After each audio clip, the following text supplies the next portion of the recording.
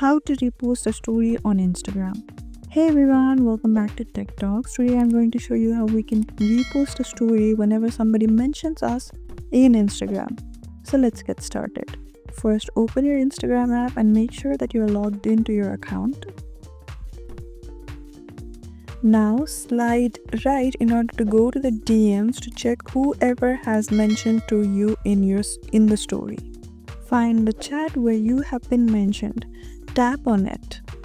Now you can see on which story you've been mentioned. There will be an option to add to your story. Tap on it. You will be redirected to the story settings. You can tap on the screen once in order to make the story in the full screen, or tap again in order to make that you've been reposting the story. Tap on your story at the bottom left and voila, your story has been added. If you like this video, don't forget to give it a big thumbs up and subscribe our channel for more similar tech content.